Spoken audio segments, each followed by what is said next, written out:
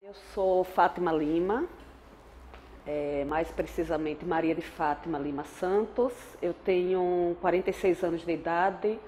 Eu nasci em Aracaju, capital de Sergipe. Sergipe é o menor estado do Brasil. Fica entre Bahia e Alagoas.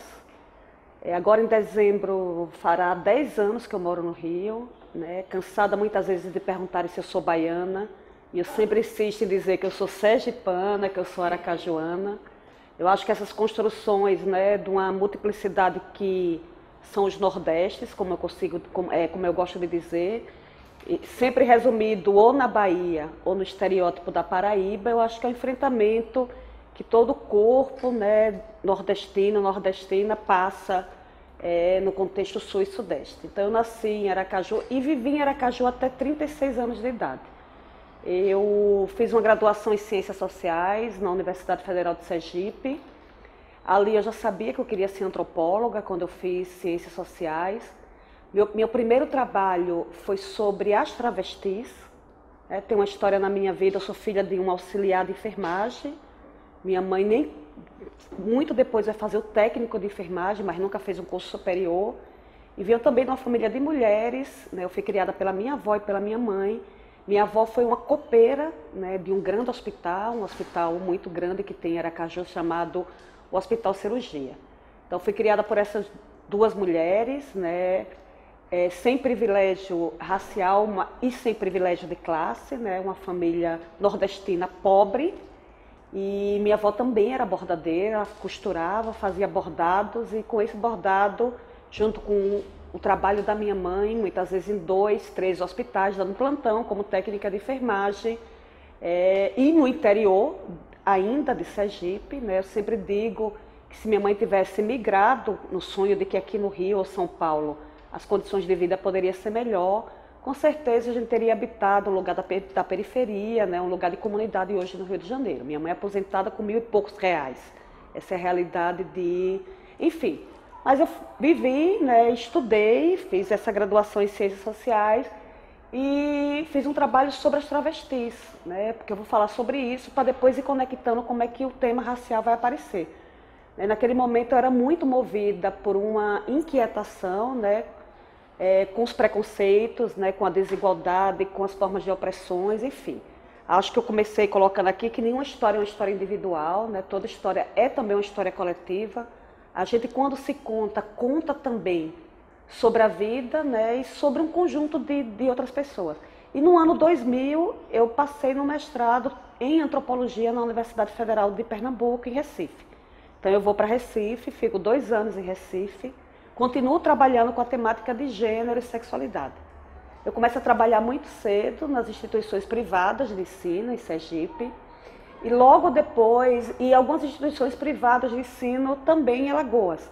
Eu me lembro que eu trabalhei numa fundação educacional na cidade de Penedo, que é uma cidade na beira do Rio São Francisco, na divisa entre Sergipe e Alagoas. Eu saía de Aracaju, eu atravessava o Rio de canoa e dava aula, até quando eu passei no meu primeiro concurso público, que foi na Estadual de Alagoas. Nisso eu vim fazer, algum tempo depois, em 2005, muito inquieta com o tema ainda das sexualidades, muito inquieta com a temática das transexualidades, eu vim ao Rio para uma jornada aqui. Eu procuro uma professora que não está mais viva hoje, faleceu muito precocemente, que foi a Márcia Aran. Se eu não me engano, ela faleceu com 46 anos de idade, mas naquele momento, nos anos 2005 mais ou menos, estava o boom da temática da transexualidade e eu vim para uma jornada na UERJ, no Instituto de Medicina Social. Isso foi um canal para no outro ano eu ter sido aprovada e ter feito doutorado aqui no Rio. Eu faço o doutorado aqui, mas morando em Aracaju, eu fiz as disciplinas, eu já trabalhava lá. Num certo momento eu também trabalhei na Secretaria de Saúde do Estado, no momento do PT, né, do governador Marcelo Deda, tanto Marcelo Deda como prefeito como governador, né, numa gestão do PT, eu trabalhei com ações programáticas no campo da saúde, enfim.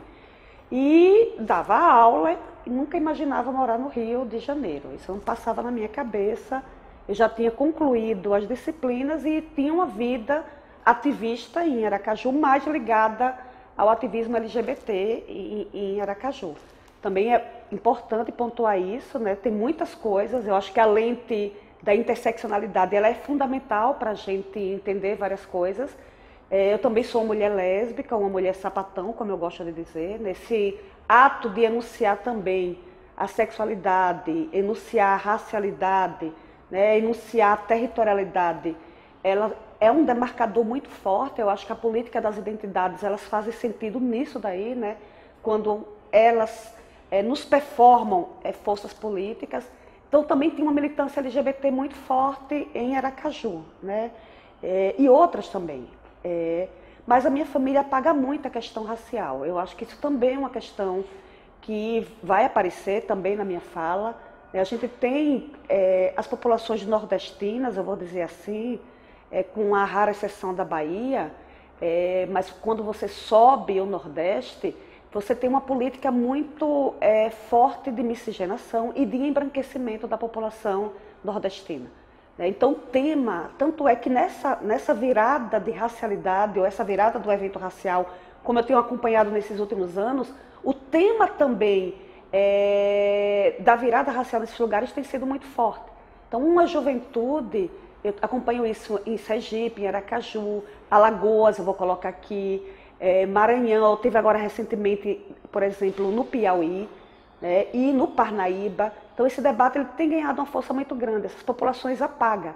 Eu sou filha de uma mulher mestiça, né, e de um pai negro, e que isso foi apagado completamente da minha casa, não se falava. A gente era pobre, não éramos brancos, estávamos fora do privilégio da branquidade, como eu gosto de dizer, mas não se entendia dentro dos negros ou das populações negras, porque a gente lia como negro, a minha família lia como negro os mais pigmentados. Então eu venho sendo, tanto é que essa questão do enegrecimento, ela está muito ligada à minha vinda morar aqui no Rio de Janeiro, e principalmente a um certo momento da minha vida, que eu começo a entrar dentro do feminismo negro e principalmente, antes de tudo, na militância das mulheres negras, que é o momento da minha vida quando eu estou morando aqui, que eu chego daqui a pouco.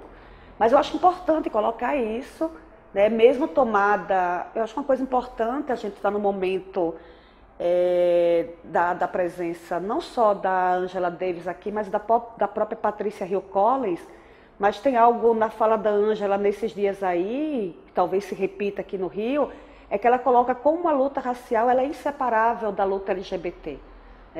Como o Brasil tem uma política identitária muito forte e muito fragmentária na nossa história, a gente separou algumas lutas e não entende que talvez discutir as opressões, né, e discutir o sistema de opressão sobre os corpos, principalmente os corpos das mulheres negras e principalmente os corpos das mulheres negras e lésbicas, talvez discutir vários eixos de opressão.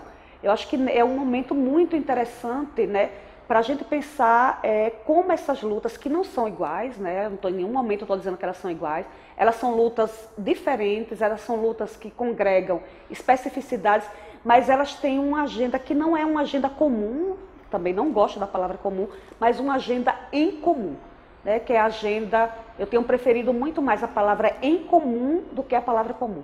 E talvez essa ajuda em comum seja algo que nesse momento, né, em 2019, seja muito importante para a gente pensar como se articular frente ao acerramento de uma onda conservadora e de uma onda muito de produção de neofascismos aqui no Rio de Janeiro. Mas voltando, também no doutorado eu trabalhei o tema das transexualidades. De alguma maneira, essa questão do gênero, né, da violência de gênero, que é inseparável hoje para mim da violência racial, né, foi uma coisa muito, muito, muito pulsante. E eu venho embora para cá, né, num certo momento da minha vida, eu chego em 2010 aqui, muito próxima do Natal, porque eu prestei um concurso para a UFRJ, eu sou lotada no campus de Macaé, eu dou aula para curso de medicina, porque eu sou doutora em saúde coletiva, eu fiz o doutorado no Instituto de Medicina Social, né, eu nunca tive nenhuma, é muito difícil me definir teoricamente onde eu me ancoro, eu não tenho um lugar teórico, né? Eu transito bastante, eu já dei aula do pensamento deleuziano, né, a hoje aula sobre o pensamento racial. Eu transito muito, sou pessoa muito curiosa, academicamente falando. Eu tenho algumas posições éticas e políticas, eu vou falar sobre ela, que eu não abro mão hoje em dia. Por exemplo, eu não abro mão hoje em dia de entender que o evento racial é a espinha dorsal de tudo que nos toca, fora da academia e dentro da academia. Então, isso é um princípio ético e político que eu tenho. Né? Que o evento racial, na sua complexidade, é o que nos movimenta. Eu acho que o Brasil tem a necessidade urgente de enfrentar isso na complexidade que ele se apresenta. Mas eu não tenho nenhuma escola. Eu não sou, por exemplo, eu já dei 3 vezes o curso de necropolítica, mas eu não sou uma membembiana de carteirinha. Eu tenho uma admiração e um respeito pelo pensamento do Achille Mbembe, mas não sou presa ao pensamento dele. Eu sempre tive pavor a essas escolas, esses lugares muito de carteirinha que as pessoas colocam, que são Foucaultianas, são Deleuzianas, enfim.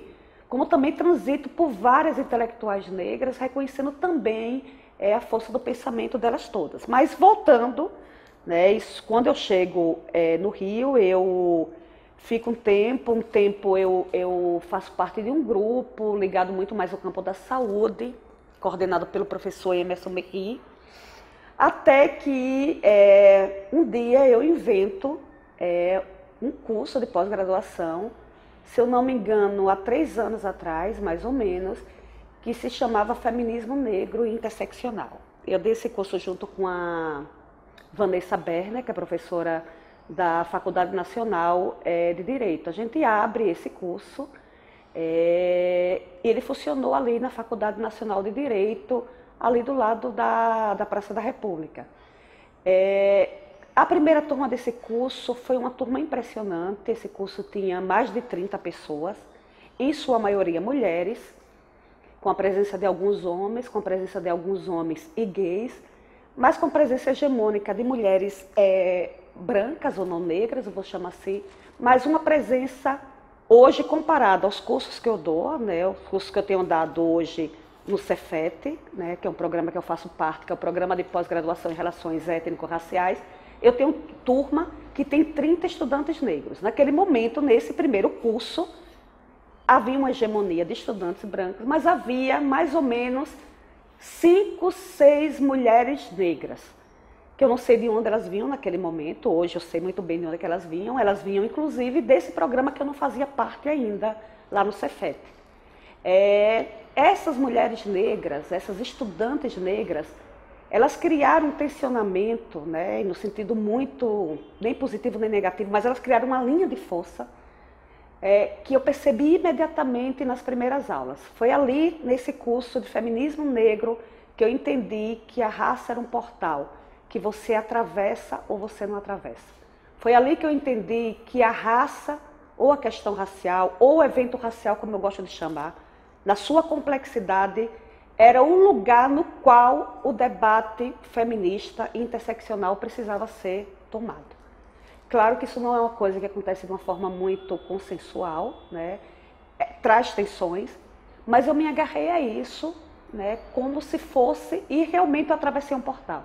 Nesse curso estava presente a Edmeira Exaltação, que hoje é a coordenadora da Casa das Pretas. Naquele momento ela estava fazendo esse curso, não só ela, mas outras pessoas. E através desse contato com a Edmeira Exaltação e a Neuza, que são 2 mulheres que são referências para mim, eu chego, nesse momento nem existia a Casa das Pretas ainda, mas existia uma ONG que tem um tempo muito próximo da Crioula, que é o Coisa de Mulher. Na verdade, a Casa das Pretas, quem está na organização é a Edmeire, mas também a Neuza, e também que agora em dezembro o Coisa de Mulher fará 25 anos. Então eu me aproximo de alguma maneira da militância das mulheres negras, e a partir desse lugar eu me aproximo de alguns lugares como o Fórum de Mulheres Negras. A partir disso, a luta dos 21 dias de ativismo, Luciene, o próprio trabalho da Crioula, e de algum jeito a militância no movimento de mulheres negras, para além inclusive das instituições, entendendo essa militância no sentido mais amplo, me abre muita possibilidade. Eu comecei a escrever um texto, eu não consegui acabar, mas tinha muito a ver com essa história de trocar de pele. Eu sei muito bem do meu lugar racial, também queria colocar isso no depoimento, Eu sempre sou muito tocada por isso, eu sei muito, tem a ver com lugar de fala, mas não com essa ideia do lugar de fala como tomaram de lugar de fala. Eu acho que leem o lugar de fala de um lugar muito equivocado. No lugar de fala, todo mundo fala, a não ser se você não tem nada a dizer. Se você não tem nada a dizer, não é esse o lugar, mas eu comecei a desenvolver epidermicamente, sensorialmente, um entendimento muito grande do lugar que eu ocupo. Isso eu faço muito bem olhando os meus privilégios, sejam eles pigmentocráticos, sejam eles de gênero. Eu sei muito bem do meu privilégio diante de uma mulher lésbica de comunidade, diante de uma mulher lésbica de comunidade negra, diante de uma mulher lésbica que constrói uma relação com o corpo dela, que não é essa relação dita de feminilidade, ela constrói uma outra construção, que leia esse corpo, muitas vezes como butch, ou como masculinizada. E eu sei muito bem que esse jeito de estar no mundo desta mulher lésbica a coloca em zonas de vulnerabilidade, muito mais, não estou dizendo que eu não sou exposta à violência. Claro que meu corpo, numa certa medida, também está exposto. Mas quais são as violências que essa ideia, que é muito trabalhada no movimento LGBT, quais são as violências que a minha passabilidade me coloca frente, mas também me coloca distante. Eu acho que o grande debate da necropolítica nos ensina isso. A necropolítica ela é tão perversa que ela tem dentro dela uma grande necroeconomia que vai colocando alguns corpos e subjetividades, que eu não separo o corpo de subjetividade, muito próximo de violências, inclusive da possibilidade de extermínio.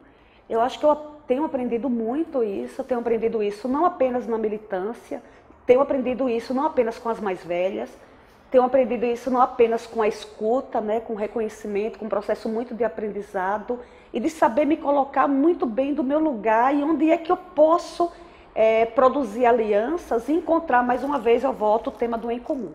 Então, esse curso mudou radicalmente a minha vida. Posso dizer que eu atravessei um portal muito profundo naquele curso, porque eu entendi isso. Eu entendi que o evento racial, eu entendi que a racialidade, ela era a espinha dorsal, como eu tenho dito nas coisas que eu tenho escrito, das vicissitudes que a gente tem experimentado nos Brasis contemporâneos, dadas singularidades de como esse evento racial ele é experimentado. Num país altamente racista, num país altamente meritocrático, num país altamente marcado pela branquidade, e a branquidade, como eu tenho colocado, e não é só eu estou dialogando com várias pessoas aí, é um diagrama hegemônico de poder, é um lugar de privilégio, é um lugar no qual é um lugar de poder. Eu acho que o tema de tudo isso é o velho mal europeu, como a gente diz, o Michel Foucault. Eu acho que ele deixa uma contribuição muito interessante, mas não só ele apenas. Falar sobre poder também é um debate que está no movimento negro, é um debate que está nas intelectuais negras, é um debate que está nas feministas negras. Então, a partir daí, gente, eu vou embora, eu começo a...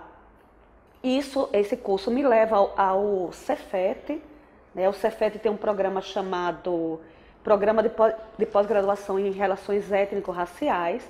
Eu recebo um convite, eu me torno professora colaboradora e depois eu me torno professora permanente e continuo ainda também na linguística aplicada nesses dois lugares, mas nos últimos 2 anos, só para ter uma ideia um pouco do que eu fui fazendo, eu dei 3 cursos de necropolítica, eu dei um curso chamado Feminismos Negros ao Sul, numa perspectiva mais contracolonial, tentando recuperar um pouco, mas ainda timidamente, que eu acho que é outro problema que a gente tem, é a valorização das intelectuais negras latino-americanas.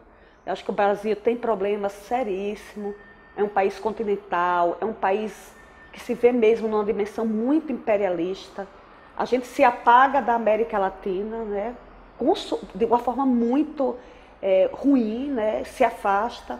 E a gente tenta, nesse curso eu tentava trazer um pouco, mas ainda muito timidamente. Eu acho que essa agenda é uma agenda para a gente trabalhar a longo tempo. Depois eu dei um curso com a Maria Elvira, que é professora do Museu Nacional. Esse curso também foi muito importante, um curso sobre pensamento racial, que também mudou, sempre fazendo isso, sempre colocando a UFRJ junto com o Cefet, sempre fazendo aulas abertas, a gente sempre trabalha para o bem e para o mal, porque também isso traz coisas interessantes ou não. As aulas são sempre numa tentativa de fazer porta aberta, não sei até onde colocar o corpo desse jeito. Talvez a gente não precise se proteger nesse momento. Estava vendo hoje de manhã um professor que foi demitido porque gravaram ele colocando algumas coisas sobre o atual governo. E isso é uma escola privada de ensino, a escola demite. Mas, enfim, por exemplo, eu não sei hoje se eu daria um curso de necropolítica, que é uma coisa que mexe bastante com o extermínio, com a dimensão do Estado, também como lugar que extermina, tão de porta aberta e de corpo aberto assim. Mas aí eu vou fazendo uma trajetória que vai se misturando muito, né? Vai se misturando muito com a vida, vai se misturando muito com a militância. Eu faço 2 cursos, né? A Casa das Pretas me possibilita um espaço para fazer 2 vezes um laboratório, que a gente chamou de Laboratório de Experiências Feministas Negras, das Vidas às Teorias. Posso dizer que esse laboratório também mudou minha vida, né, consubstancialmente. Na primeira versão do laboratório a gente tinha mais de 50 mulheres transitando pela Casa das Pretas, ali na Rua dos Inválidos. E muito interessante porque a gente convocava as teóricas e as intelectuais a partir da vida, que é uma coisa que eu sempre tenho trabalhado e tenho dito sempre nos espaços onde eu estou, que muito antes de qualquer teoria existem as vidas, né? Ou as possibilidades de vida. Eu não conheço nenhuma teoria, eu não conheço nenhum conceito, né? Que eu sempre chamo de conceito intercessor, né? Porque os conceitos eles são provisórios, né? Mas qualquer conceito intercessor e qualquer produção teórica, ela só é possível porque alguém, um determinado grupo, olha para as vicissitudes da vida e formula a partir dela um conceito. E aí, ética e politicamente, a gente se alinha a determinados conceitos ou não. Eles estão na vida, né? Todas as ficções só podem ser pensadas, e o conceito é também uma ficção, porque elas estão aí, elas são materializadas nas práticas sociais. Então, esse laboratório mudou muito a minha vida também, né? Porque tinha uma pluralidade de mulheres negras, né, nesses espaços aí, discutindo as suas vidas, discutindo os seus atravessamentos, enfim. E a gente convocava as teóricas, as intelectuais, Angela Davis, Bell Hooks, Audre Lorde, Luísa Barrios, Lélia Gonzalez, enfim, Ote Coriel, Judesca Espinosa, na medida, Beatriz Nascimento, na medida em que aquilo que estava sendo discutido, colocado, convocava as teóricas, e não no modelo como a gente tem hegemônico, geralmente, numa certa academia hegemônica, que a teoria aparecer com uma força sobre a vida. Na verdade, era tentar inverter e dizer que a vida pode convocar algumas análises teóricas. Isso também foi muito importante. Eu sou colaboradora até hoje da Casa das Pretas, eu tenho por esse espaço um carinho muito grande, me alimenta muito. Eu não consigo talvez participar tanto, porque também a vida acadêmica ela acaba sugando muito a gente, né? Esse semestre eu estou dando um curso que se chama Raça, Gênero e Sexualidade. Justamente a raça vem na frente, porque é muito interessante, né? Eu já tive a oportunidade não apenas de estudar, de ler e de discutir gênero e sexualidade, mas quando você coloca o evento racial na frente, isso muda consideravelmente o teor do curso. É impressionante, né? E eu fiz uma opção política para fazer um curso. A gente vai ter uma aula, uma sessão apenas, são 12 sessões, mas uma sessão a gente vai chamar a Judith Butler para conversar, mas as outras sessões todas a gente tem trabalhado só com teóricas negras, né? Ou racializadas, que é um termo que eu gosto muito de usar e que vem muito das feministas latino-americanas.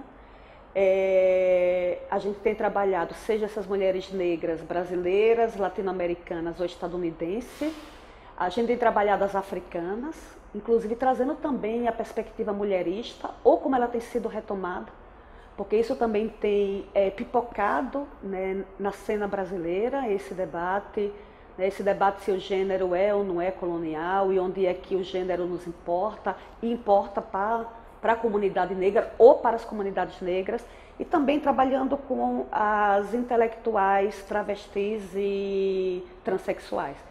Por exemplo, há 2 semanas atrás a gente teve um debate sobre cisgeneridade. Eu tenho apresentado essa discussão e quem fez essa aula foi uma intelectual e ativista trans. Enfim, eu acho que isso muda completamente. A Maria Rafaela, que é doutoranda em comunicação e professora também da Escola de Belas Artes. Eu acho que isso muda muito o jeito da gente estar. Então, eu tenho aprendido muito nesse curso, onde a raça ou o evento racial, ele puxa o debate de gênero e sexualidade, né? Um outro jeito de olhar, né? Eu acho que isso tem sido um grande aprendizado que tem acontecido. E aí, a minha vida aqui, depois desse curso, desse primeiro curso na Faculdade Nacional de Direito, muda radicalmente a minha vida. Eu posso dizer que eu fiz um giro de 180 graus. Eu me lembro que quando eu entrei na linguística aplicada, eu dei um curso sobre biopolítica, e eu acho que aí a necropolítica também vai mudar muito, né, essa dimensão. Eu me lembro que eu dei um curso sobre biopolítica e processos de subjetivação, alguma coisa assim. Me lembro que logo depois eu dei um curso sobre o pensamento do Deleuze e do Guattari.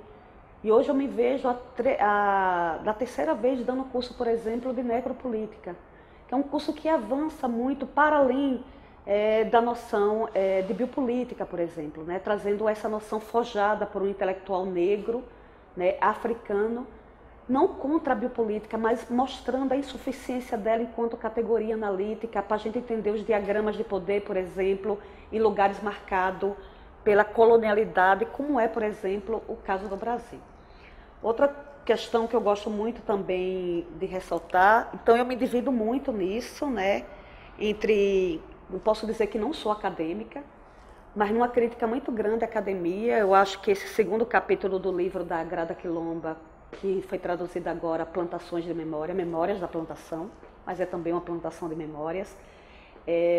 Quem pode falar, onde ela coloca muito a violência da academia, ou das academias, né, porque não existe uma academia, mas ela tem uma violência muito grande, e essa violência ela é concreta mesmo, ela é cruel, ela é visível nas práticas discursivas, ela é visível na discussão das cotas dentro dos programas de pós-graduações, por exemplo. Ela é visível nas falas cotidianas. Ela tem diminuído em alguns lugares, mas em outros lugares ela ainda continua muito para ser enfrentada. Às vezes, como eu estou muito imersa lá no programa de pós-graduação em relações étnico-raciais, e às vezes é uma redoma lá, né, porque é realmente um privilégio e não é uma regra ter uma turma com 30 estudantes negros, por exemplo. Só para terem uma ideia, nessa última seleção, de 35 pessoas que foram aprovadas, eu posso estar errando em 1 ou 2, mas 32, me parece, se autodeclara pardos e pretos, ou seja, negros. Então, isso significa muita coisa. Mas às vezes eu estou lá dentro e tem uma sensação muito de avanço, e tem avanço mesmo, mas tem lugares aí que tem enfrentado ainda de forma muito acirrada esse debate que passa pela meritocracia, que passa na verdade, na minha opinião, passa muito por um ódio muito às comunidades e às populações pretas, negras e pobres. Eu acho que o Brasil tem... É visível esse ódio. E aí eu não separo raça de classe, nem classe de raça, né? Não é só eu que não separo, mas o próprio movimento negro, ele já vinha há anos colocando esse debate. Não é um debate falar sobre desigualdade social, é falar sobre racismo, é falar sobre o evento racial. E a gente tem muita dificuldade ainda de dar nome às práticas racistas. Eu acho que a gente precisa falar muito sobre isso. Enfim, eu acho que são questões que, só para eu concluir, não separar a classe da raça. Então, mas voltando a esse tema, né, que está nesse livro da Grada Quilomba, mais precisamente esse segundo capítulo, que é, na verdade, uma coisa que para mim é uma denúncia também, mas para mim não é uma novidade, que é essa ideia da violência da academia. A academia ela é violenta, ela é um lugar, né? Eu acho que tem uma questão que eu fico pensando muito, como o Brasil construiu a relação dele com a universidade, né? Esse lugar de muito poder, esse lugar que o saber é ligado muito ao poder. Minha companheira, por exemplo, atual, ela é uruguaia e é psicóloga. Por exemplo, na formação da psicologia no Uruguai, as pessoas, por exemplo, leem o Frantz Fanon. E eu fico pensando como é que aqui no Brasil, na formação da psicologia, não se deram nem... Nunca se leu, por exemplo, o capítulo, por exemplo, a experiência vivida do negro, de pele negra e máscaras brancas de Fanon. Não só esse Fanon, mas outros Fanons que o tempo todo está discutindo uma coisa fundamental, que para mim é o lugar de trabalho da psicologia, que é a relação entre raça e processos de subjetivação, por exemplo. Então, assim, me assusta muito o jeito da nossa academia. Não é uma crítica ao eurocentrismo e não é uma crítica de uma academia contra a outra, nem uma epistemologia contra a outra. Tem uma entrevistazinha do Ashley Bembe que se chama O Fardo da Raça, que está naquela caixa que a N-1 traduziu, pandemia, e perguntam ironicamente a ele por que ele é um crítico da Europa, mas ele recorre tanto aos arquivos europeus. Ele diz, além de tudo, além da Europa estar com esses arquivos, né, eu não posso me dar o privilégio da ignorância. O privilégio da ignorância não é para mim. A mesma coisa eu digo, o privilégio da ignorância não é para mim, né, não é para muita gente. Então não é uma epistemologia, mas não existe o pensamento europeu. Eu acho que essa é a questão. Existem os pensamentos europeus. Só que a nossa academia tem uma marca muito grande. Eu já vi questões, por exemplo, há um mês atrás ou dois, eu estive numa banca e as pessoas falavam do pensamento das intelectuais negras como se fosse uma coisa nova. O livro da Patricia Hill Collins chega ao Brasil com 3 décadas de atraso. Né? A autobiografia da Angela Davis, se eu não me engano, é de 74, é o ano que eu nasci. Se eu não me engano, eu posso estar até errada. Mas, no mínimo, esse livro da Bell Hooks, Olhares Negros, Raça e Representação, tem no mínimo também 2 décadas. Então não é um problema que há algo novo, estão traduzindo agora. As intelectuais negras, e aí eu vou falar com elas, né, elas estão aí na produção intelectual há muito tempo, é concomitante. A gente tem um texto como A Coletiva do Rio com Barri, por exemplo, que foi um texto feito por uma coletiva feminista negra de lésbicas, no mesmo momento que a Gayle Rubin está produzindo um texto. Se não me engano agora, se foi pensando em sexo ou tráfico de mulheres. Estou dizendo tudo isso porque é um equívoco dizer que tudo isso é novo. Então isso não é novo. Isso é o retrato de como a academia brasileira foi tendo um movimento intelectual, seja nas ciências humanas, sociais, na sociologia, na antropologia, na ciência política, na psicologia, essencialmente voltado para o pensamento europeu e o pensamento estadunidense, principalmente, como a gente chama euro-américo centrado. Então eu acho que isso é um momento também que a gente está vivendo, que é ligado a tudo isso, né? E essa tensão, ou essas tensões, ela é vivenciada na universidade, né, que é o que eu tenho chamado e discutido com os estudantes, né, com os colegas de trabalho, do que a gente chama de disputas epistemológicas. Né, e não uma disputa de uma contra a outra, mas uma disputa, né, desses saberes que estavam aí e por tudo aquilo que todo mundo conhece, né, seja da política da tradução, que é uma política altamente colonialista, a circulações hegemônicas de dinheiro para pesquisa, por aí vai. Então, assim, eu acho que isso é uma questão que... Então, mas, de alguma forma, eu também estou dentro da academia, né? E vou tentando fazer um furo no muro dessa academia, né? Acreditando que é possível também, isso é um aprendizado, isso eu acho que não tem fórmula, constituir. Tanto é que, quando me pediram o título para uma fala, essa fala, eu acho que eu botei alguma coisa assim, trajetórias de uma vida, para onde caminha o meu canto no final da grande noite do mundo. Essa segunda frase não é minha, eu roubei ela. Né? Eu roubei ela do Ashley Bembe, que roubou ela do Fanon. Porque essa ideia da grande noite do mundo é uma ideia do Frantz Fanon, que é justamente esse mundo do assombro, né? Que esse mundo dessa histeria que a gente vive, esse mundo do assombro racial, esse mundo de uma fantasmagoria, né? De uma obsessão, como a Lélia Gonzalez disse, né? Em Racismo e Sexismo, o mundo de uma neurose fóbica, né? Ela ia dizer o racismo é a neurose fóbica brasileira. Esse mundo, né, marcado pela perversidade que foi a invenção do negro, né, e a invenção da raça, é uma invenção extremamente perversa e a mais perversa de todas, porque a invenção do negro e da negra, consequentemente, e da raça é a ficção mais perversa porque ela chega à desumanização, né? Ela chega à brutalização, né? Ela chega à animalização, ela chega ao animismo, ela retoma, né, uma dimensão anímica da vida. Eu acho que isso tem. E o Fanon sabia disso, né? Essa zona do não ser, como ele vai colocando. Mas essa ideia da grande noite do mundo é uma ideia do Fanon. Ele falava muito isso. Tanto é que o Bembe vai ter um livro que se chama, traduzido agora para o português, que se chama Ensaio sobre a África Descolonizada, Sair da Grande Noite, né? E quando eu falo isso, né, para onde caminha o meu canto, tem a ver com uma coisa que eu botei aqui para começar, com a posição política e ética que a gente precisa ter frente a esse mundo.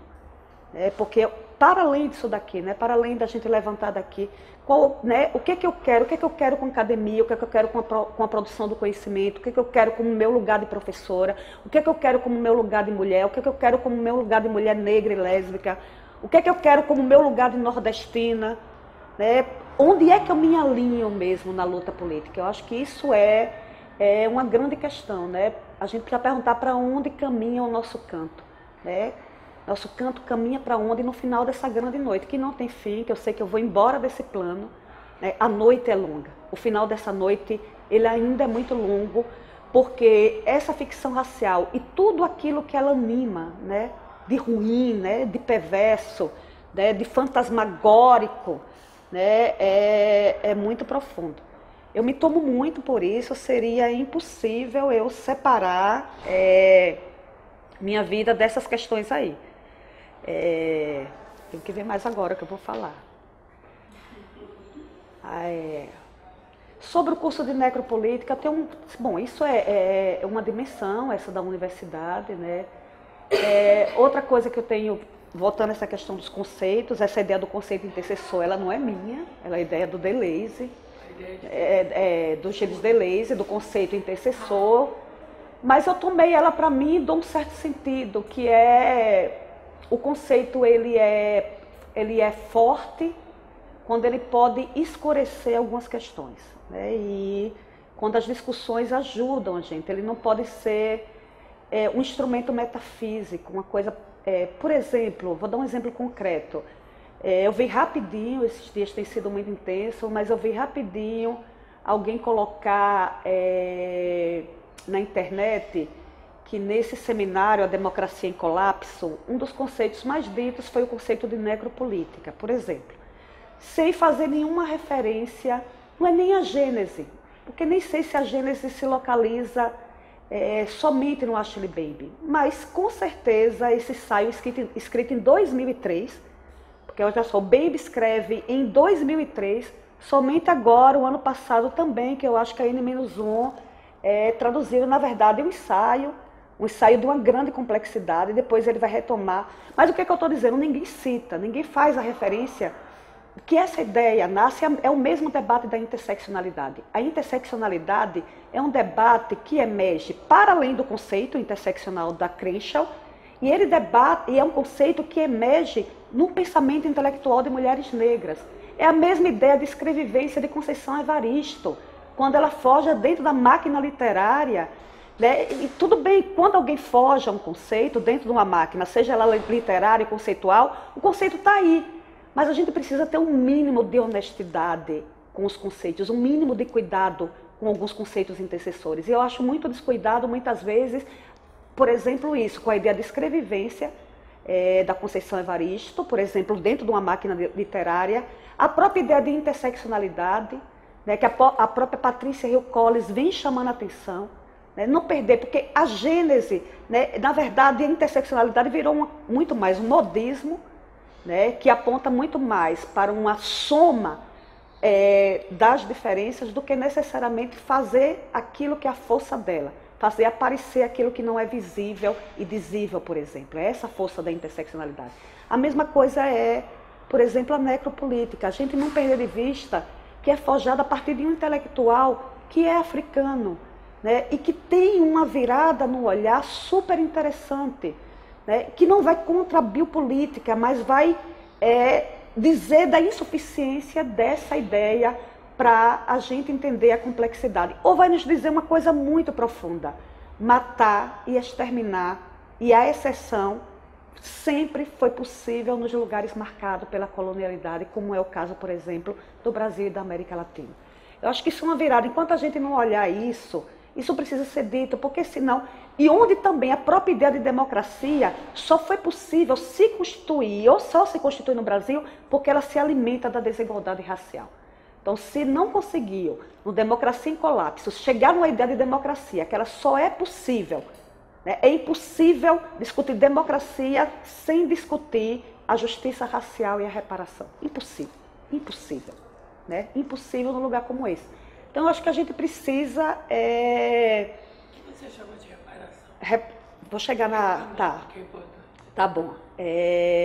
Então, isso é uma coisa que eu acho que a gente precisa cuidar mais, ser mais honesto, né? Ou mais honestas com a questão conceitual, né? Com as implicações éticas e políticas, com o reconhecimento dos campos, né? Entendendo, eu acho que isso é um grande exercício também de você tensionar o diagrama de saber, né?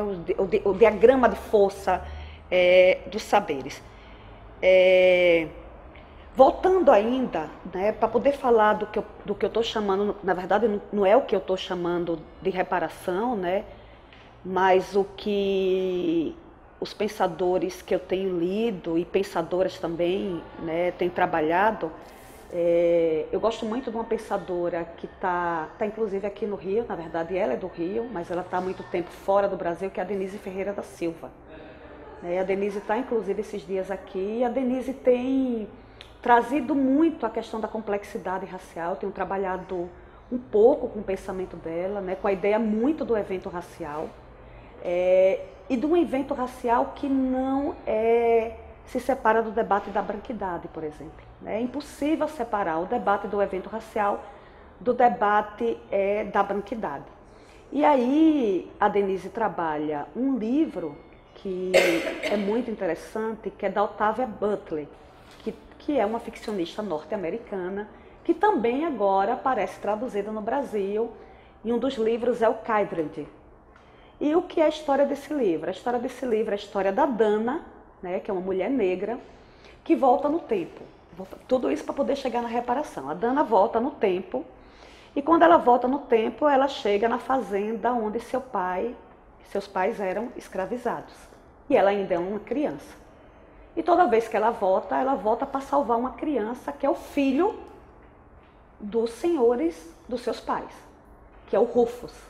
Então, sempre que essa moça negra volta no tempo, e aí tem um debate muito grande, que eu vou falar daqui a pouco sobre o tempo, toda vez que essa moça volta no tempo, esse menino branco está em apuros.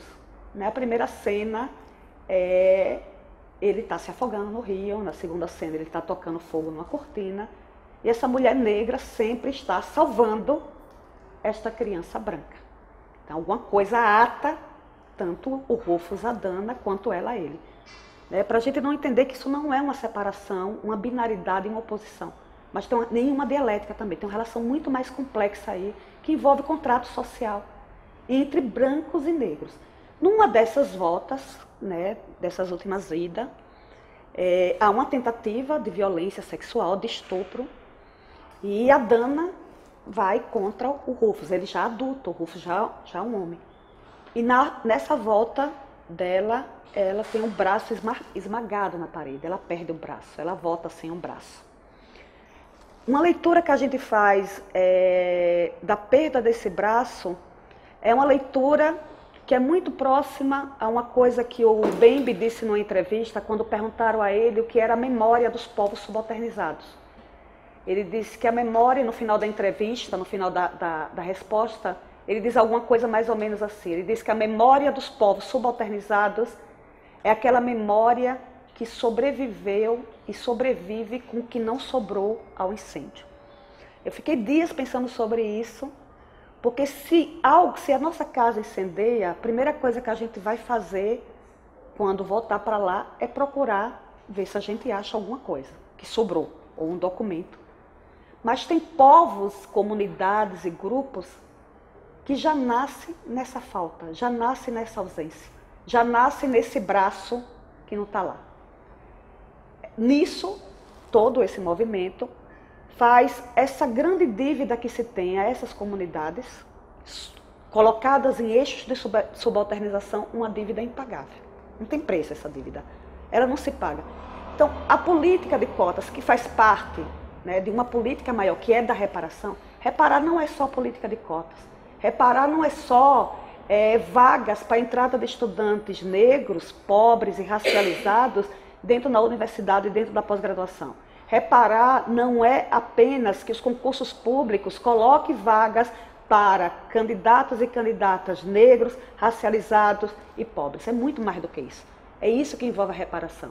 A reparação envolve todo um contexto social, todo um contexto político. A reparação é de afeto. É de afeto. Se roubaram também afetos. Se roubaram também o amor.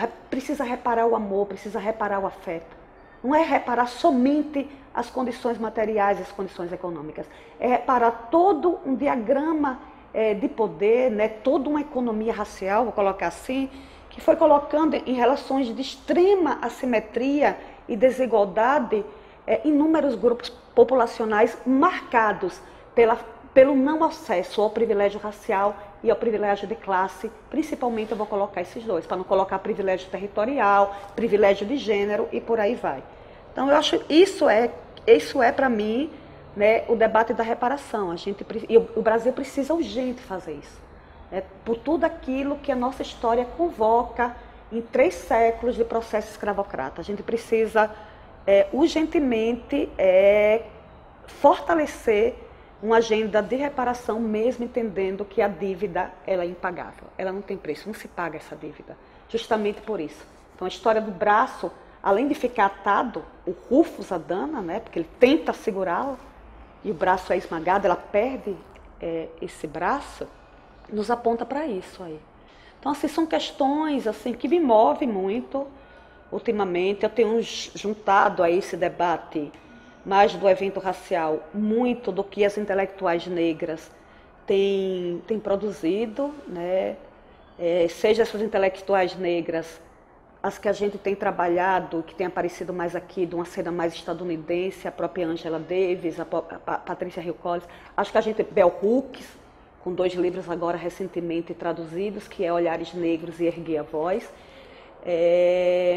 Mas falta ainda muito a Audre Lorde, a Cheryl Clarke, por exemplo, né? Tem várias mulheres que estão na cena da militância negra, as mulheres latinas também, enfim. Isso tem me movimentado muito, né, numa agenda hoje bem maior, talvez bem maior do que o feminismo negro, que são as intelectuais negras, né? Pensando muito para além dessa categoria que são os feminismos negros, né? Pensando muito aqui no Brasil, pensando muito na Lélia sempre. Esse curso Raça, Gênero e Sexualidade, eu abri justamente com esse texto que é Racismo e Sexismo na Cultura Brasileira. Olha quanto tempo demorou para conseguir juntar os escritos da Lélia no livro, por exemplo, né? Sai só recentemente uma coletânea, esses textos eles estavam soltos. Só recentemente saiu também uma coletânea com os textos da Beatriz Nascimento. E esse texto da Lélia, para mim, é um dos textos mais difíceis que eu já li. Continua sendo um dos mais complexos. E é para além da mulata, da mucama e da mãe preta. Naquele texto, a Lélia faz uma discussão sobre identidade nacional. Né? Quando ela pergunta, né, quem é o rei, e ela diz, o rei é preto e ele está nu.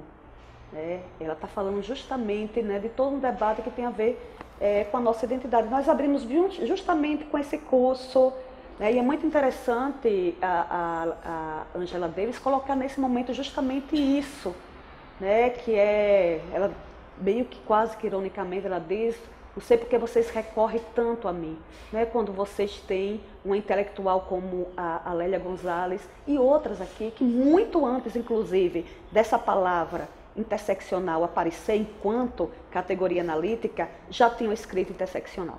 Toda escrita de uma mulher negra já é uma escrita interseccional. Queira ela queira ou não queira. Não tem como escrever a partir de um lugar de mulher e negra, no mínimo, sem essa escrita ser interseccional. É impossível essa escrita. Eu não conheço até hoje nenhuma escrita, né, de uma intelectual negra que mesmo sem nunca ter falado essa palavra, não tem ali, no mínimo, esses dois sistemas de opressão.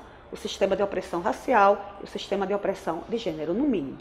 Então, acho que isso é um tema bem interessante, né, arquente nesse momento aqui no Brasil.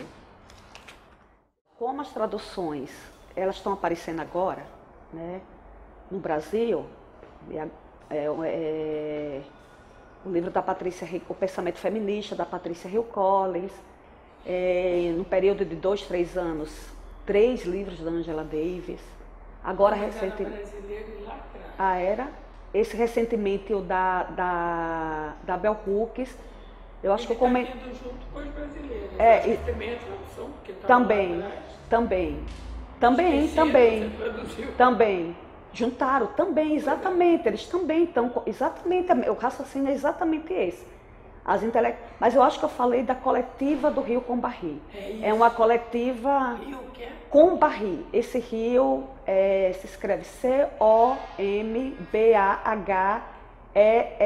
É um rio na Carolina do Sul, né? E esse rio tem muito a ver com a Harriet Tubman, que foi uma mulher, né, uma ex-escravizada liberta, e que ela ajudou a atravessar centenas de negros e negras no processo escravocrata estadunidense do sul dos Estados Unidos. Ela é uma referência. Essa coletiva faz uma homenagem a ela e a esse rio, e é um texto seminal. Nem existia essa palavra interseccionalidade, mas esse texto já estava mostrando ali, a partir das experiências das mulheres negras, como os sistemas de opressão vão funcionando. Então, essa história, né, de que as mulheres negras não sabem o que é sexismo, Bell Hooks vai dizer: que é isso? Como eu não sei o que é sexismo? Eu sei muito bem o que é isso na experiência que eu tinha na minha casa, na experiência que eu tinha, inclusive, com meu pai. A questão, porque muitas vezes isso foi colocado diante de uma certa cisão entre o feminismo branco, que estava muito mais preocupado com a agenda sexista, né, e acusando muitas vezes o movimento negro de estar preocupado apenas com a agenda racial. Eu acho que essas mulheres são magníficas. Racismo e sexismo, eles são inseparáveis. Não tem como falar de raça sem falar de opressão de gênero, sem falar de opressão sexual, e não tem como falar de opressão sexual sem entender que essas opressões são racializadas. O patriarcado não é o mesmo, não é igual. Os homens negros não acessam o patriarcado do mesmo jeito que os homens brancos acessam. Isso tem que ser discutido. O debate das masculinidades negras, que vai vir, né, na contramão das masculinidades brancas e hegemônicas, elas vêm mostrando isso. Eu acho que isso tem ganhado uma certa intensidade agora, sempre teve presente, mas principalmente pelas traduções, mas também pelas compilações desses textos das intelectuais negras. Por exemplo, também o texto da Sueli, o livro da Sueli, Escritos de uma Vida, né, como vão juntando esses textos que estão aí. Eu acho que isso vem num momento muito, muito importante. Eu vou falar uma coisa que eu acho que é importante, que eu deveria falar no começo, que tem a ver com esse debate da interseccionalidade, que eu acho que é um desafio, tem a ver com o tema do em comum, né, de como é que é possível construir lutas. Eu acredito na política da aliança, sim, mas eu só acredito que é possível uma política da aliança quando realmente a gente conseguir dar conta dos nossos privilégios, mas principalmente quando a gente conseguir realmente entender o que são as relações de poder e conseguir mudar esses eixos de poder. Fora disso, né, mas eu acredito que é possível, sim, mas também acredito que é também um mundo também de muito assombro, né? Tem um mundo, acho que tem um debate que a gente faz muito pouco, e que é um debate fanoniano, que é o debate da raiva, né? Que não é só do Fanon, mas eu diria muito mais da Audre Lorde, e aí eu acho que essa ideia, porque só vai sopliçando frases da Ângela, né? Essa ideia do direito a ser raivosa, né? O próprio direito ao ressentimento. Porque uma pergunta é, como é que você responde a tanta brutalidade, se não for muitas vezes com a raiva, né, com ressentimento, né, e muitas vezes com ódio. Eu acho que esse campo de afetos ou afectos precisa ser tocado, eles existem. Essas relações, como é também uma relação de muito desejo. A relação que há com as comunidades negras é também uma relação de desejo e de repulsa ao mesmo tempo. Tem uma frase que o Fanon diz, quando estão esgotados, é na negritude, é nas comunidades negras que a branquidade vai beber. Então tem uma relação de muito desejo, mas também de muita raiva e de muita repulsa.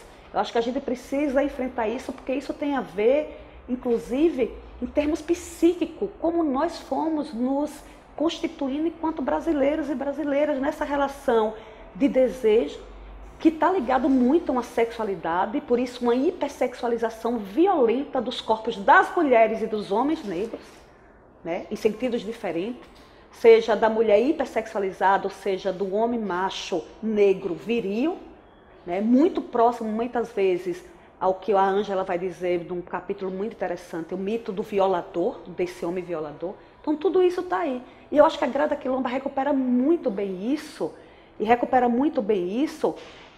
na exposição que ela fez aqui, né, que se chama Ilusões, né, Illusions, é o nome da exposição, e ela vai pegar duas peças gregas, mitológicas gregas, uma é a história do Narciso e de Eco, né, e do Édipo, e vai assim desinvestir de todo o investimento ocidental dessas histórias. Primeiro que ela coloca todos os personagens negros, né? Ela, como essa narradora, nessa coisa recuperando muito a tradição de enunciação, porque tudo isso tem a ver, gente, com a linguagem, com a fala, né? A história da máscara da Anastácia tem a ver com a boca, porque a boca é o lugar da posse, é o lugar da palavra, é o lugar da linguagem.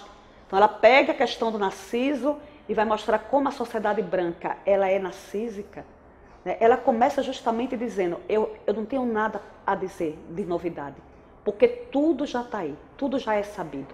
Na verdade, tudo isso que a gente está falando, que as intelectuais negras estão falando, já é sabido, elas não estão trazendo, tudo já está aí.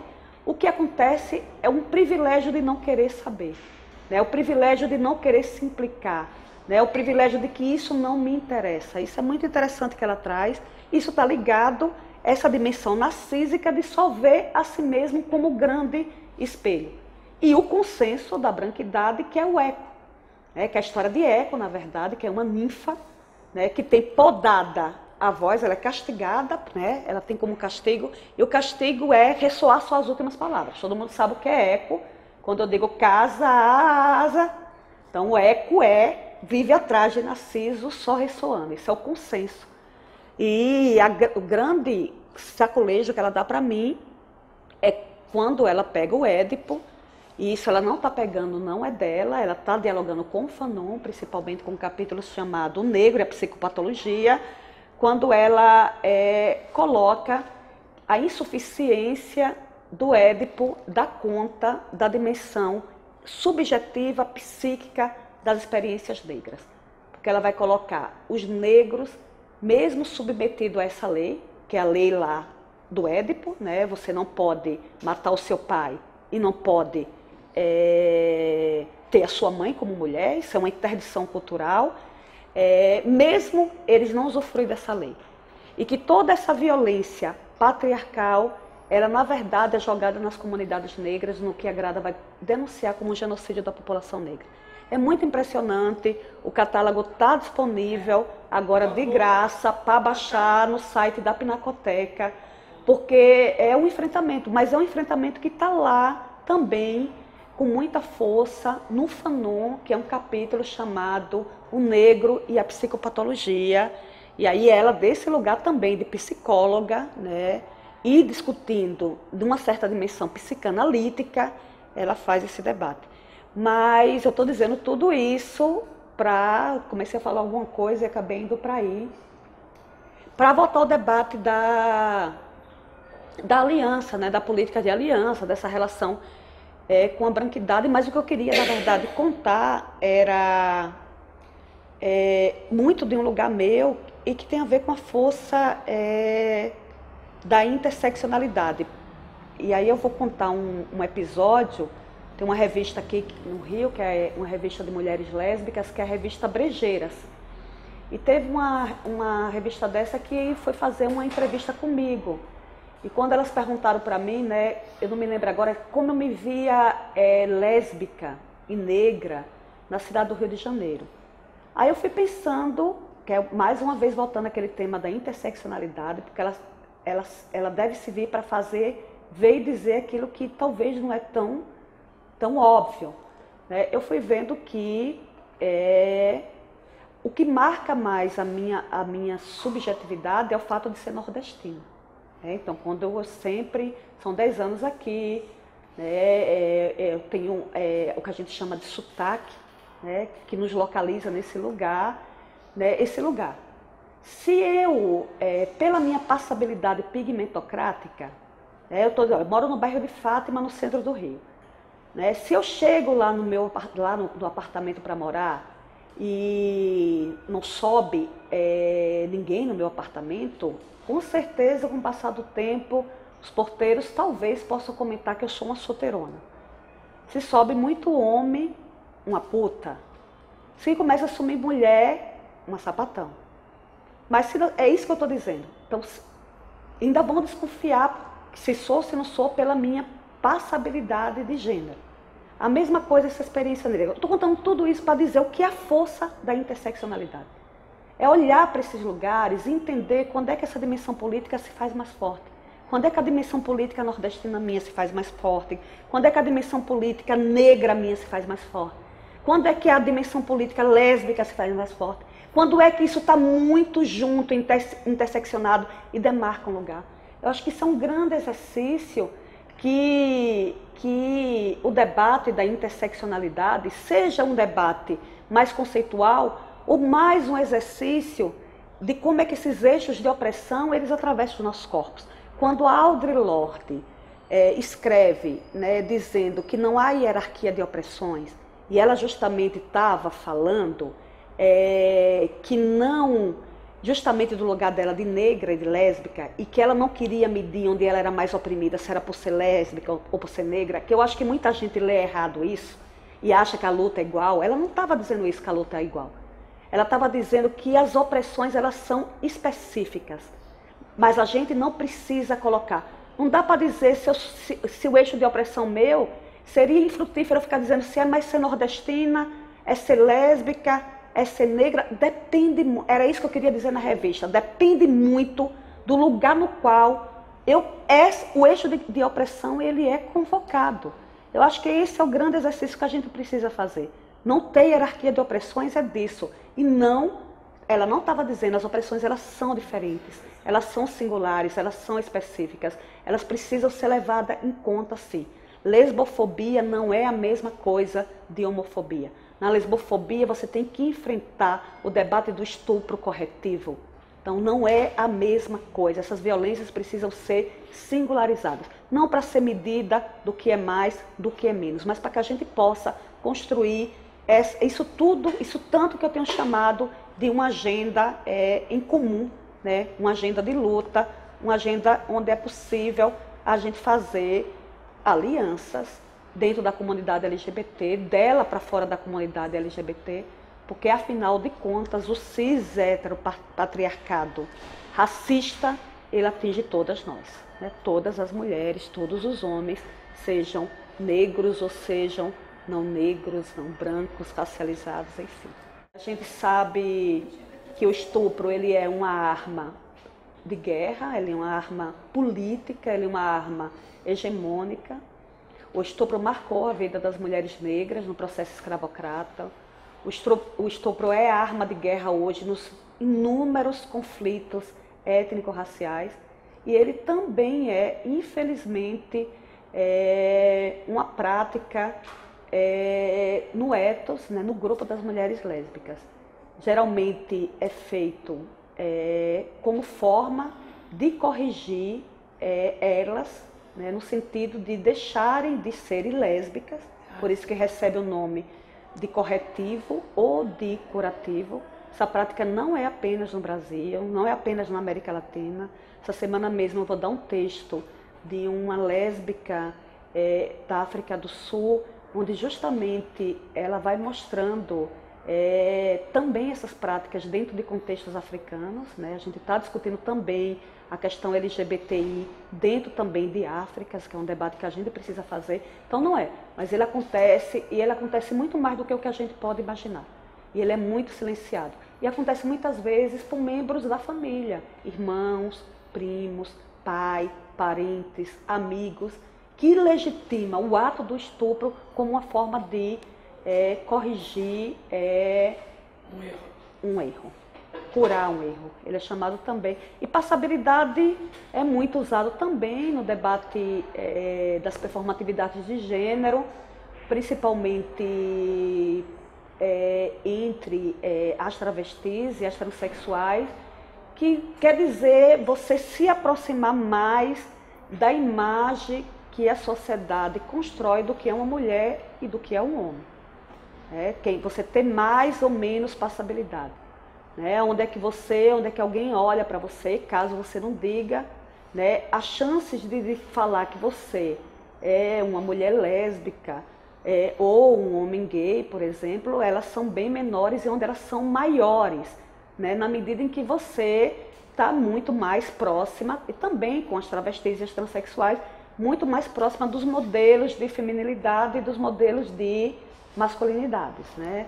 Então, assim, são enfrentamentos aí muito na agenda LGBT. Então, quando eu estou falando de passabilidade, eu estou falando dessa proximidade, né? Muito mais do universo feminino e também, em alguns casos, das mulheres menos pigmentadas, inclusive da branquidade, né? De onde elas também se aproximam de lugares marcados pela branquidade.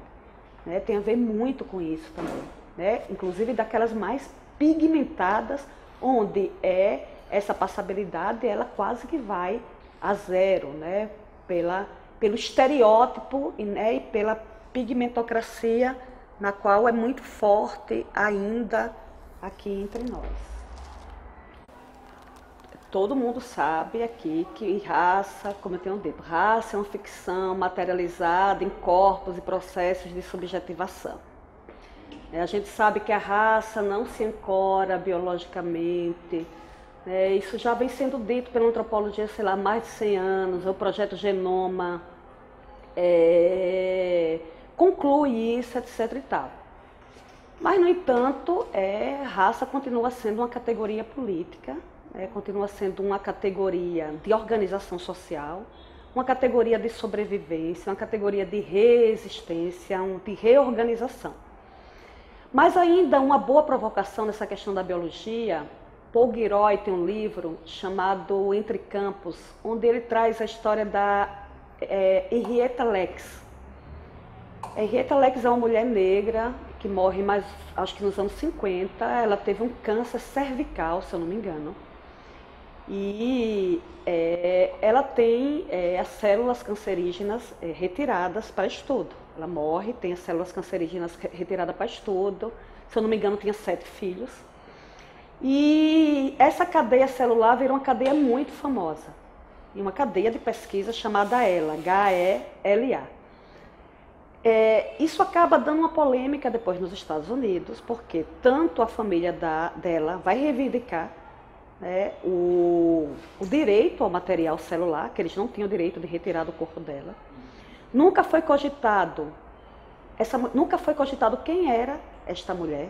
Foi apagado completamente toda a história dela, foi apagado inclusive a questão racial dela, a não ser quando num dos testes uma determinada enzima sugeriu a pretura da senhorita Lex, e os cientistas tomaram um susto pela possibilidade de aquela cadeia ter vindo de uma mulher negra.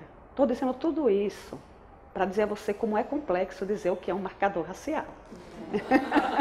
Para você ver só a complexidade que é isso. Claro que a gente sabe a velha história que quem é preto sabe quem é preto. Quem é seguido na Casa e Vídeo, nas lojas americanas, sabe muito bem quem é isso. Mas como diz a minha amiga Clátia, do Fórum de Mulheres, né? Ela diz uma coisa interessante: na favela, quem não é preto por tabela. Eu entendo muito o que ela quer dizer. É muito difícil dizer isso, o que é esse marcador. É complexo. E para mim, nós vivemos um delírio muito grande no Brasil.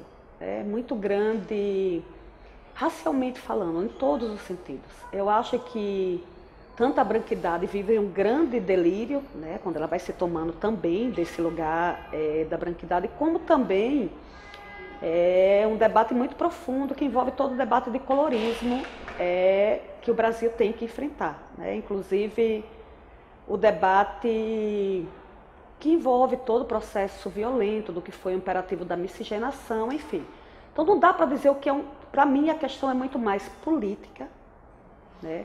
De muita ética, e aí porque vem um lugar de fala, de muito bom senso, né? De qual é o seu lugar, né? De qual é o lugar da sua companheira que está do seu lado. Eu acho que passa muito mais por isso, porque a gente sabe quem é e quem não é negro. E somos negros de forma diferente. E temos experiências. A velha Patrícia Hill Collins vai dizer nesse livro, num certo momento lá, eu não preciso ser seguida numa loja para entender o que é essa experiência de ser seguida.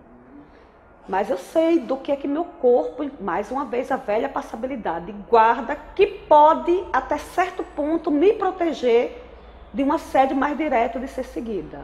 E não protege muito mais a outra, né, que é minha companheira de trabalho, que é minha companheira de luta, que é minha companheira no movimento de luta de mulheres.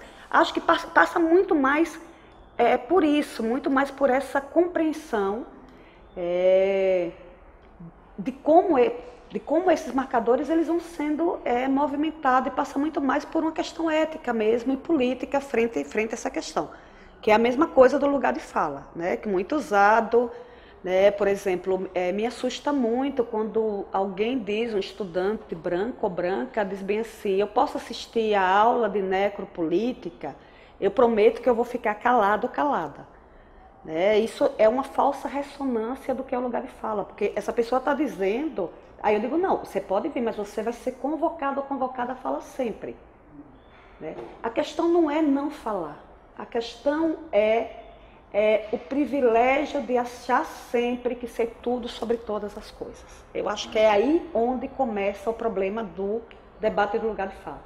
É que determinados grupos, e os grupos mais ligados à branquidade, porque entre muitos privilégios que a branquidade tem, ela tem o privilégio de, primeiro, dois grandes privilégios. Um é de não querer saber, né? Então não me interessa querer saber, não me interessa querer saber sobre racismo, E o privilégio do protagonismo, de achar sempre que pode saber tudo.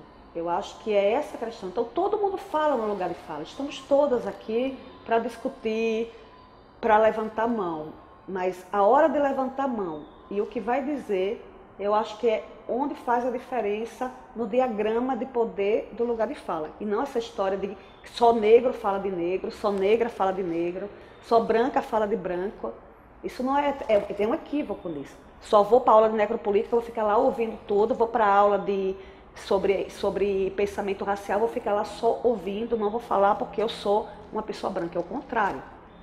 São essas pessoas que deveriam também, antes de mais nada, estarem falando, estarem discutindo isso. Agora, o lugar do qual se discute, né, e a forma como se formula, é que talvez venham os grandes embates. Mas é muito complexo isso do marcador, a Henrietta Lacks está lá para dizer que mesmo a gente tendo saído, né, que biologia é essa que vem agora, né? Que uma enzima que pode induzir a pretura deixa os cientistas perplexos, porque a grande cadeia celular veio de uma mulher negra. Sem falar, tem um livro, tem um filme, sem falar todo o processo que a família move pela retirada, né, de componente celular orgânico dela sem a permissão da família. Qual foi? Henrietta Lacks. A gente fica falando patriarcado, machismo, machismo. Os homens negros, eles não acessam o sistema patriarcal do mesmo jeito. Eles vão ter tensionamento entre, né, do homem branco, né, com o homem negro também. Então, quando a gente vai analisar, porque a masculinidade negra, ela vai se constituindo, está gravando ainda? As masculinidades negras, elas vão se constituindo nessa tensão com a masculinidade branca, que é hegemônica. Então, o patriarcado, ele não é o mesmo. A gente precisa levar em consideração. E isso, claro que vai ter um peso muito grande para a gente também entender a complexidade, falar em termos quase psicanalíticos, do que são os processos de subjetivação do homem negro. Do homem negro frente ao homem branco, frente à mulher negra e frente às mulheres brancas. Eu acho que nesse sentido, esse debate, ele pede muita coisa. Não é o mesmo que a gente tem, não é o mesmo machismo. São elementos do machismo que precisa ser entendido numa economia racial. Por isso que, mais uma vez, o evento racial e a raça, ele é fundamental para a gente entender a economia dos afetos, a economia do desejo, a economia da sexualidade e por aí vai.